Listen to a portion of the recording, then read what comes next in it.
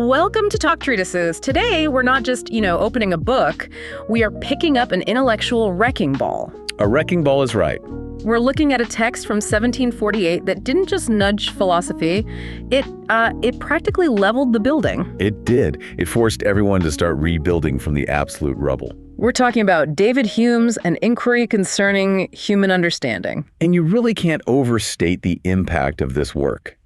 I mean, if you've ever wondered why we trust science, or why we believe the sun will rise tomorrow. Or even why we think we have free will. Exactly.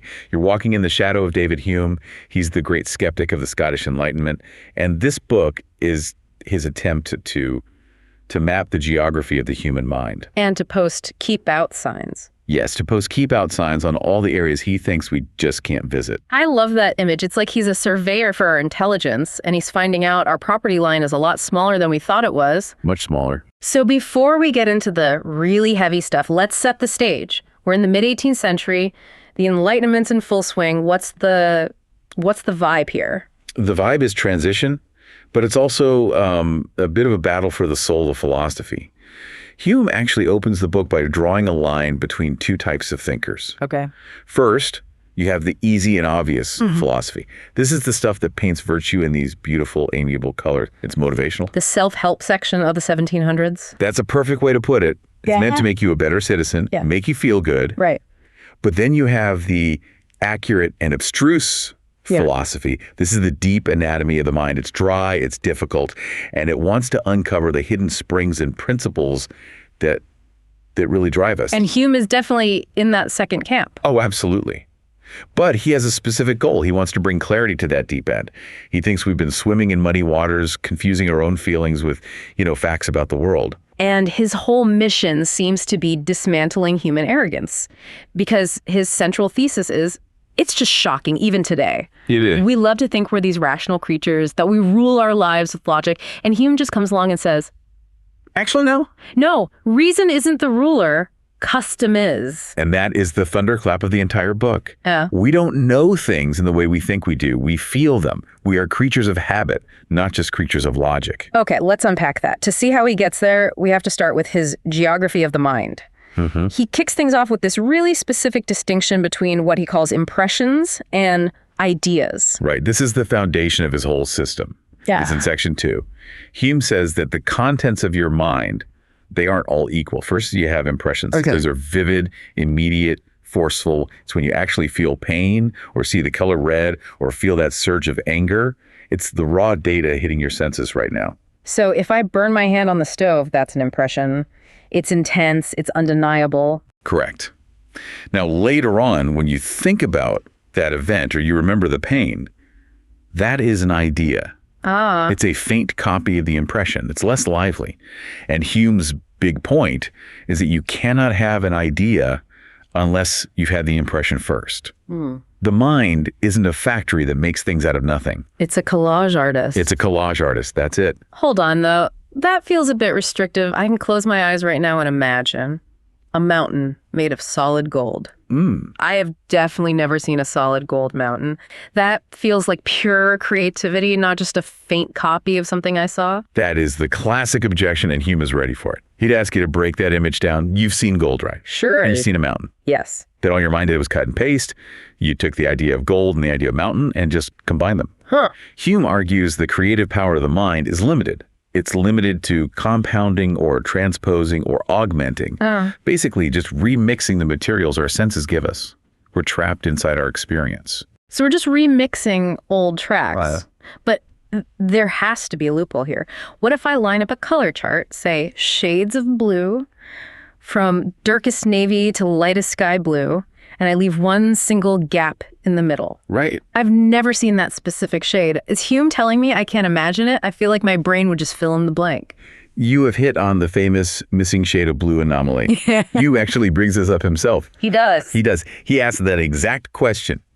If a man has seen every shade except one, can he supply the deficiency from his own imagination? And what's the answer? And Hume admits, yeah, he probably can. Right, well. I know, it's a paradox. He spends all his time saying, no impression, no idea, and then immediately says, well, except for this one case where it doesn't work. It seems like a pretty big hole in the boat. Here's my ironclad rule, except for when it's not.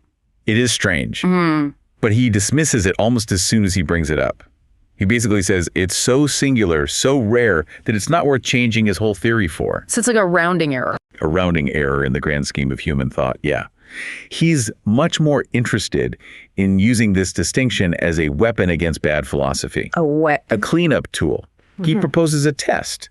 If someone starts talking about, substance or essence or some metaphysical power. All that jargon. Hume says to ask, from what impression is that supposed idea derived? And if you can't point to a specific sensation, a sight, a sound, a feeling, then the idea is worthless. It's just noise. So he's clearing the clutter to get to the real beast. The scandal of induction. This is the part that usually sends people into an existential crisis. The billiard ball. Yes, section 4. This is where he takes a sledgehammer to cause and effect.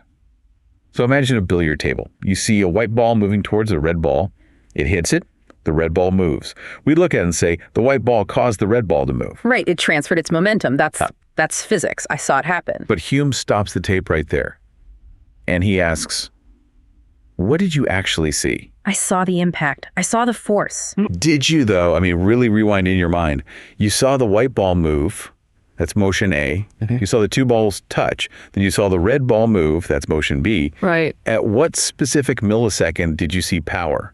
Where was the causality? I guess I didn't see a little label pop up that said power. But it has to be there. The first ball made the second one move. It's a necessary connection. That feeling of a necessary connection. That's exactly what Hume is attacking. He argues our senses only show us a sequence of events. One thing happens, then another thing happens. But we never see the glue. We never, ever see the glue that holds them together. But if I let go of this pen, it drops every single time. Is Hume saying reason doesn't tell me it's going to drop? He would say reason is totally silent on the matter. He uses this great example of Adam, the first man. Imagine Adam is created with a fully rational brain, but zero life experience. A complete blank slate. Exactly. He opens his eyes, he sees water, it's clear, it flows. Can he, just by using pure logic, deduce that it will drown him? No, I guess not. It looks harmless. Right? He sees fire, it's bright, it's warm.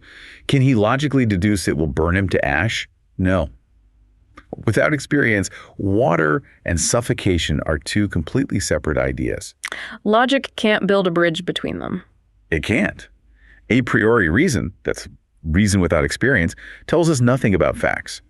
I mean, theoretically, a falling pebble could extinguish the sun. Or a man's wish could move the planets. Exactly. There's no logical contradiction in those sentences. That's terrifying. So the only reason I know the pebble won't put out the sun is what? Because you haven't seen it happen. Yeah. So if logic doesn't bridge the gap between ball A hits and ball B moves, what does? Because I'm still pretty sure if I hit the ball, the other one's going to move. I'd bet my life on it. And that's what he calls the skeptical solution in section V.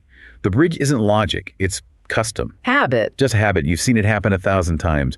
Your mind has formed a groove. When you see that first ball move, your mind anticipates the second one moving before it even happens. That feeling of necessary connection. That feeling that it must happen. That is a feeling in you, not a power in the ball. That's a wild shift in perspective. So science, physics, all these laws of nature, Hume is saying they aren't based on some absolute truth, but just on the fact that nature hasn't tricked us yet. Essentially, yes. Yeah. We are betting that the future will resemble the past. But here's the kicker. We can't prove that the future will resemble the past. Why not? Because any proof you could come up with would have to rely on past experience, which is just circular reasoning. We don't know the sun will rise. We just have a very, very strong habit of expecting it to. Okay, that's a fragile way to live, but I guess it works. It's pragmatic. But now if we applied the same wrecking ball to human beings, things get even stickier. If everything is just constant conjunction, what does that mean for free will? Let's talk about liberty and necessity. This is section 8. Hume wades right into this debate that's been raging for centuries. Yeah. Free will versus determinism. And he argues that human nature is actually just as uniform and predictable as physical matter. Right. He gives that great example of the purse at Charing Cross. Exactly. He says, imagine a man leaves a purse full of gold on the pavement at Charing Cross, which was a chaotic, busy part of London. He leaves it there for an hour. He expects it to be gone when he gets back, just as surely as he expects a dropped stone to fall. Because people are greedy. It's a law of human nature. It's a law of human psychology, just like gravity is a law of physics. And Hume argues we rely on this kind of determinism all the time. If people weren't predictable, society would collapse. You couldn't make contracts. You couldn't trade, couldn't even have a conversation if you didn't expect people to react in consistent ways. So is he saying we are determined? That we don't have free will? Because I feel like I chose to come here today. This is where Hume tries to cut the Gordian knot. He says the whole dispute is mostly verbal. He just redefines the terms. Okay. He defines necessity not as some magical force, but simply as that constant regularity motives lead to actions. And liberty. And liberty isn't freedom from cause and effect. It's just the power to act according to your will. If you want to move and nothing is stopping you, you can move. That's liberty.